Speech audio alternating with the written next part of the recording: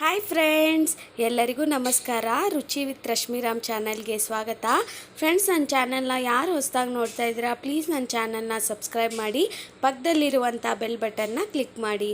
Friends, ನಾನು ಸಿಂಪಲ್ಲಾಗಿ ಇವತ್ತು ಒಂದು ಫ್ರೈಡ್ ರೈಸ್ ಮಾಡ್ತಾಯಿದ್ದೀನಿ. ಇದು ನನ್ನ ಮೆಥಡು. ನಾನು ಸಿಂಪಲ್ಲಾಗಿ ಮಾಡ್ತೀನಿ, ಬಟ್ ಇವತ್ತು ನಾನು ಕ್ಯಾರೆಟು ಮತ್ತು ಬೀನ್ಸ್ನ ಯೂಸ್ ಮಾಡಿದ್ದೀನಿ. ನಿಮ್ಮ ಮನೆಯಲ್ಲಿ ಕ್ಯಾಪ್ಸಿಕಮ್ಮು ನಂತರ ಹಸಿ ಬಟಾಣಿ ಇದ್ರೂ ಯೂಸ್ ಮಾಡಿ, ಚೆನ್ನಾಗಿರುತ್ತೆ ಟೇಸ್ಟು. ಬೇಕಂದರೆ ಈರುಳ್ಳಿ ಕೂಡ ಹಾಕ್ಕೋಬೋದು, ಬಟ್ ನನಗೆ ಈ ಥರ ಮಾಡಿದ್ರೆ ಸಿಂಪಲ್ಲಾಗಿ ಇಷ್ಟ ಆಗುತ್ತೆ. ಸೊ ಅದಕ್ಕೆ ಈ ವಿಧಾನದಲ್ಲಿ ನಾನು ತೋರಿಸ್ತಾ ಇದ್ದೀನಿ. ಬನ್ನಿ ಮಾಡೋ ವಿಧಾನ ನೋಡೋಣ. ಒಂದು ಪಾತ್ರೆಯಲ್ಲಿ ನಾನು ನೀರನ್ನ ಕುದಿಯೋಕ್ಕಿಟ್ಟಿದ್ದೀನಿ. ಅಂದರೆ ಸ್ವಲ್ಪ ಜಾಸ್ತಿ ನೀರೇ ಕುದಿಯೋಕ್ಕಿಡೋಣ.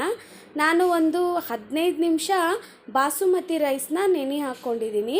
ಇದರಿಂದ ಉದುರಾಗೂ ಬರುತ್ತೆ, ಚೆನ್ನಾಗಿರುತ್ತೆ ರೈಸು. ಸೊ ಅದಕ್ಕೆ ನೀವು ಬೇಕು ಅಂದರೆ ಸ್ವಲ್ಪ ನಾರ್ಮಲ್ ರೈಸು ಮಿಕ್ಸ್ ಮಾಡ್ಕೋಬೋದು.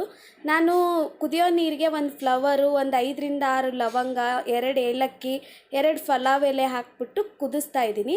ಒಂದು 1/4 ಟೀ ಸ್ಪೂನಷ್ಟು ಎಣ್ಣೆ ಹಾಕಿದ್ದೀನಿ. ನಂತರ ನೆನೆಸಿದ ಅಕ್ಕಿನ ಹಾಕ್ತಾ ಇದ್ದೀನಿ ಕುದಿಯೋ ನೀರಿಗೆ.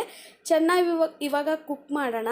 ಇದು ಒಂದು 7 to 8 ಮಿನಿಟ್ಸಲ್ಲೆಲ್ಲ ನಿಮಗೆ ರೈಸ್ ಆಗೋಗ್ಬಿಡುತ್ತೆ.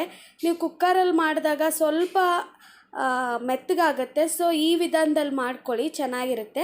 ಇವಾಗ ನೋಡಿ, ಒಂದು ಪಾತ್ರೆನ ಇಟ್ಕೊಂಡು ಅದ್ರ ಮೇಲ್ಗಡೆ ಸ್ಟ್ರೈನ್ ಮಾಡೋ ಪಾತ್ರೆ ಇಟ್ಕೊಂಡು ಇದನ್ನು ನಾನು ಅಕ್ಕಿನ ಬಸಿತಾ ಇದ್ದೀನಿ. ಇದರಿಂದ ಸ್ವಲ್ಪ ನೀವು ರೈಸ್ ಮಾಡೋ ಒಂದು 20 ಮಿನಿಟ್ಸ್ ಬಿಫೋರ್ ಈ ಥರ ಮಾಡ್ಕೊಳ್ಳಿ. ಈ ಥರ ಸ್ಪ್ರೆಡ್ ಮಾಡ್ಕೊಳ್ಳಿ, ಆವಾಗ ಚೆನ್ನಾಗಿ ಆರುತ್ತೆ. ನೋಡಿ, ಈ ಥರ ನೀರು ಇರುತ್ತಲ್ವ, ಅದನ್ನು ತೆಗೆದ್ಬಿಡಿ. ತೆಗ್ದಿಲ್ಲ ಅಂತಂದರೆ ಅದೇ ಬಿಸಿಗೆ ಅನ್ನ ಇನ್ನೂ ಮೆತ್ತಗಾಗೋ ಚಾನ್ಸಸ್ ಇರುತ್ತೆ. ಸೊ ಬೇರೆ ಪಾತ್ರೆನ ಇಟ್ಬಿಡಿ ತಳಗಡೆ, ಆವಾಗ ನಿಮಗೆ ರೈಸು ಚೆನ್ನಾಗಿ ಆರುತ್ತೆ ಮತ್ತು ಉದುರಾಗಿರುತ್ತೆ. ಈ ಥರ ನಾನು ರೈಸ್ ಮಾಡಿ ಇಟ್ಕೊಂಡಿದ್ದೀನಿ. ಬನ್ನಿ ಅದಕ್ಕೆ ರೆಡಿ ಮಾಡೋಣ ಮಸಾಲಾನ.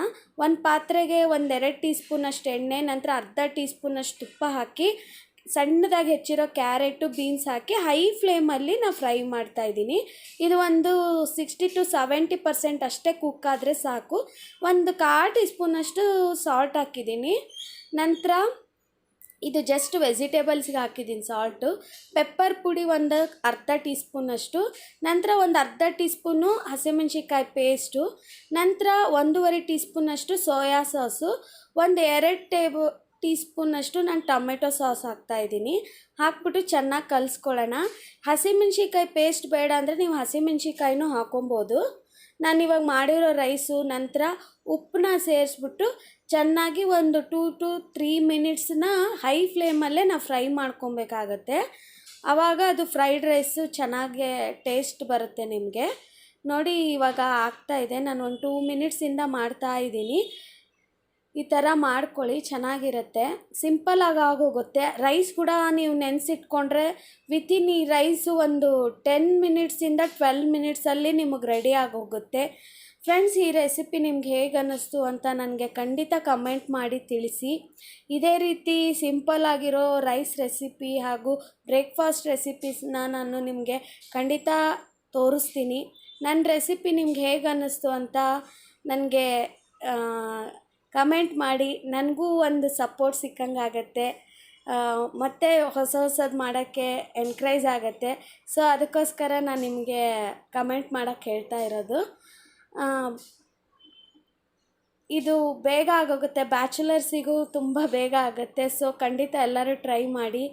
ಈ ರೆಸಿಪಿ ನಿಮ್ಗೆ ಇಷ್ಟ ಆಗಿದೆ, ನಿಮ್ಮ ಫ್ರೆಂಡ್ಸ್ ಜೊತೆಗೆ ಶೇರ್ ಮಾಡಿ, ಲೈಕ್ ಮಾಡಿ. ಮತ್ತೆ ಒಂದು ಹೊಸ ರುಚಿ ಜೊತೆಗೆ ಸಿಗ್ತೀನಿ. ಅಲ್ಲಿವರೆಗೂ ಬಾಯ್ ಫ್ರೆಂಡ್ಸ್.